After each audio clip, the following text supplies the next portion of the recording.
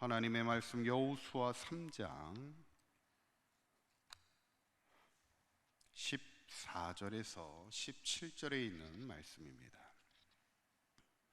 여호수아 3장 14절에서 17절에 있는 말씀 우리 함께 읽도록 하겠습니다. 백성이 요단을 건너려고 자기들의 장막을 떠날 때 제사장들은 언약궤를 메고 백성 앞에서 나아가니라.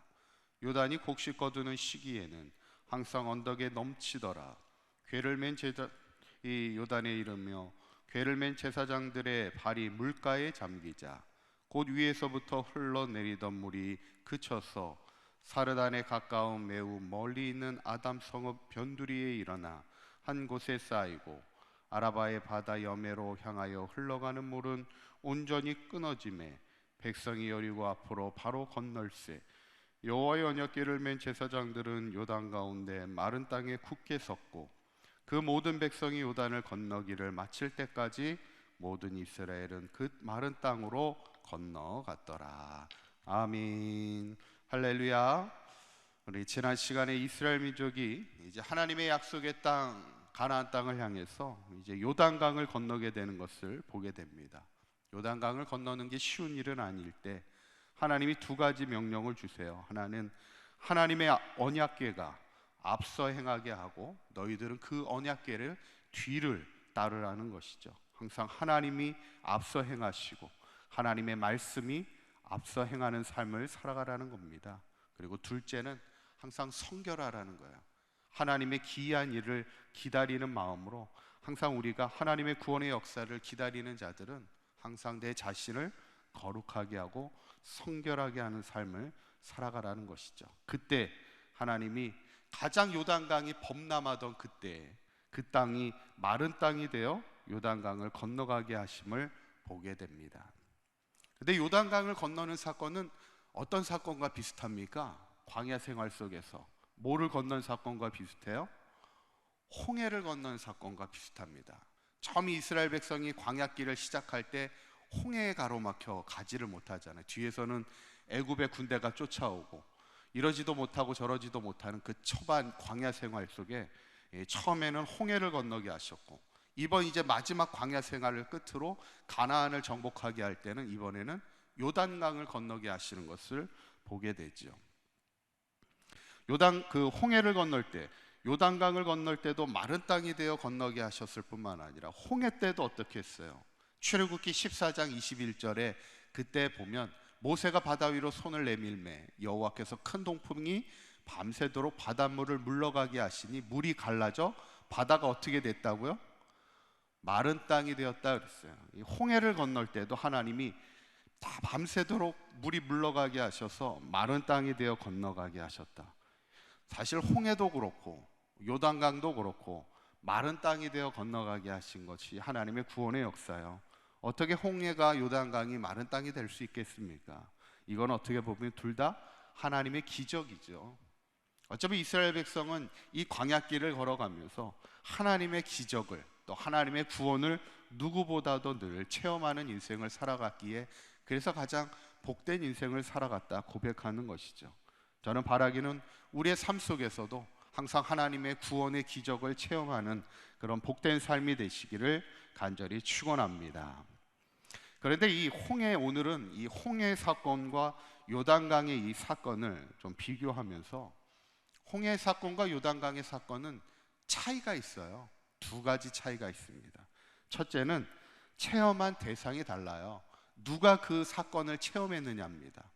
여러분, 홍해를 건널 때는 누가 그 사건을 체험하죠? 홍해를 건넌 것은 출애굽 세대가 그 은혜를 체험합니다. 이제 막 애굽 땅에서 나오자마자 광야길을 시작할 때 이 홍해를 건너게 되는 것은 이제 출애굽 세대가 그것을 체험하게 됩니다. 그런데 이번에 요단강을 건너는 것은 누가 체험해요? 이제 가나안을 정복하러 들어가는 광야 세대들이 체험하게 되는 것이죠. 세대가 달라요. 홍해를 건넜던 세대와 요단강을 건너는 세대가 다릅니다. 어쩌면 이 말씀은 무엇을 의미할까?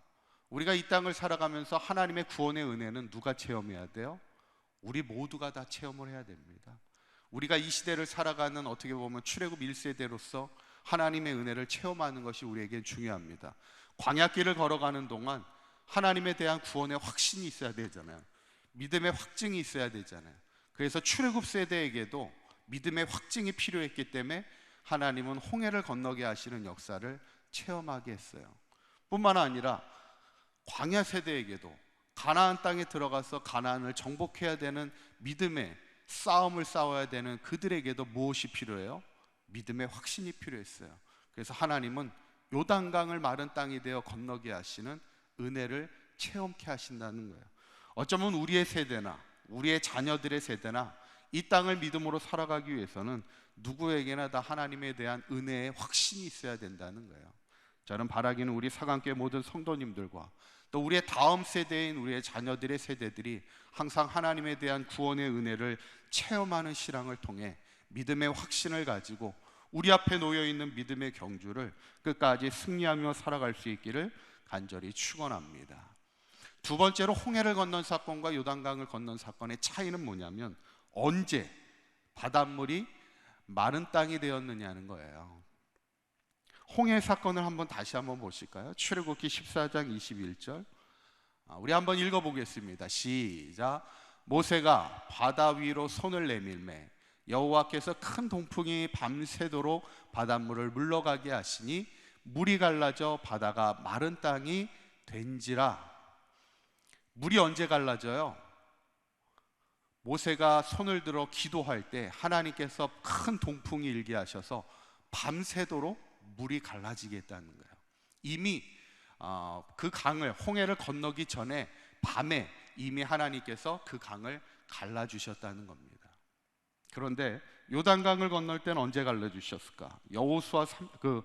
우리가 여호수아 3장 15절에서 16절에 보면은 이렇게 얘기합니다. 그 두 번째 줄을 보면 궤를 맨 제사장들의 발이 물가에 잠기자, 그 다음 페이지에 보시면 곧 위에서부터 흘러내리던 물이 그치게 되었다, 그렇게 했어요. 그러니까 홍해를 건널 때는 언제 그쳐요? 이미 건너기 전에 이미 밤새도록 하나님이 다 물이 그치게 마른 땅이 되어 만들어 주시지만 요단강은 뭐예요? 제사장들의 발이 디뎌지는 순간 물이 그치게 되었다는 거예요. 여러분, 우리가 이렇게 운동을 시작하면 이렇게 레슨을 받게 되면, 옛날에 제가 이제 예를 들어서 테니스를 이렇게 배우게 되면 어때요? 처음에 배울 때는 코치가 공을 어떻게 줍니까? 가장 치기 쉽게 편하게 아주 줍니다. 왜냐하면 아직은 초보잖아요. 처음 할 때는 가장 쉽게 공을 줘요. 그러다가 이제 실력이 조금씩 늘어나면 공을 어떻게 줍니까? 이쪽으로도 줬다가 저쪽으로 줬다가 어렵게 줍니다. 그래야 이제 실력이 늘어나는 거예요. 어쩌면 하나님이 처음에 홍해를 건널 때에는 이스라엘 백성의 신앙의 단계가 어때요? 이제 430년 동안 애굽 생활하다가 이제 처음 하나님의 인도함을 받고 나오는 그때에는 홍해를 건널 때는 쉽게 건너게 하시는 거예요. 미리 밤새도록 그 땅이 마른 땅이 되어 만들어 주시고 쉽게 건너게 하셨다는 거예요. 그런데 지금 이제 요단강을 건널 때는 이제 언제입니까? 이제는 이스라엘 백성이 하나님의 백성으로 40년 동안 훈련을 마친 상태입니다. 그리고 이제는 가나안 땅을 정복하러 들어가야 될 때예요. 그때 하나님이 그들에게 원한 건 뭐냐면 미리 다 갈라주시는 게 아니라 너희들이 먼저 발을 디드라는 거예요. 요단강의 물을 발을 디디게 할 때 강을 건너게 하시는 것을 봅니다. 특별히 그 요단강을 건널 때 그 강의 상태가 어땠어요? 곡식을 거둘 때 강이 범람하는, 넘치는 때였다는 거예요. 강이 넘치는 때라는 말은 무슨 말이냐면 이스라엘 백성이 보기에는 두려울 때라는 거예요. 강을 건너기에 두려울 때라는 겁니다. 여러분, 물이 막 넘치고 있을 때 그 강을 건넌다고 생각해 보세요. 그게 쉬운 일이 아니라는 거예요. 위험할 때라는 거예요. 그런데 그럴 때라도 먼저 언약궤를 들고 발을 디디어 나아갈 때 하나님은 그 땅을 갈라서게 하신다는 거예요. 저는 오늘 이 본문을 보면서 하나님의 구원의 역사는 마치 이거와 같다는 거예요. 하나님이 때로는 홍해처럼 미리 갈라주실 때도 있더라는 거예요.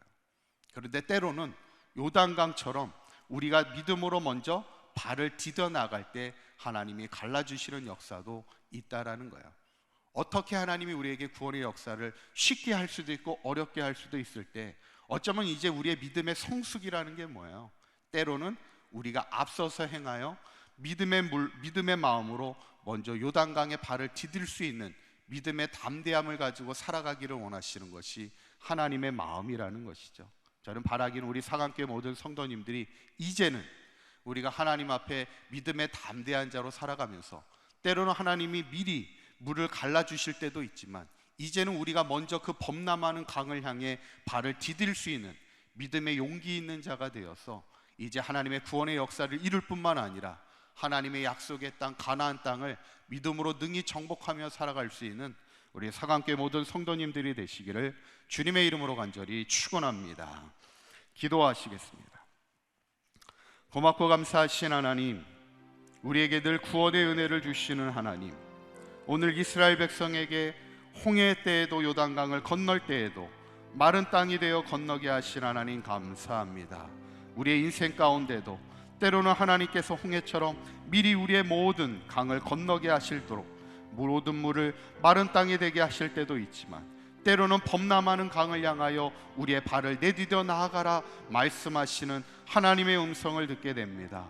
우리가 이 땅을 살아가는 동안 우리를 두렵게 하는 요단강의 물이 범람할 때라도 하나님의 말씀에 의지하여 우리의 발을 디뎌 나갈 수 있는 우리의 삶이 되게 하여 주실 때, 그 순간 물이 그치며 마른 땅이 되어 건너게 하시는 하나님의 구원의 기적을 체험하며 살아가는 우리의 사강교회 모든 성도들 되게 하여 주셔서 한평생 하나님의 구원을 체험하는 인생이 되게 하시고 하나님의 약속의 땅을 성취하며 나아가는 믿음의 삶이 될 수 있도록 인도하여 주시옵소서.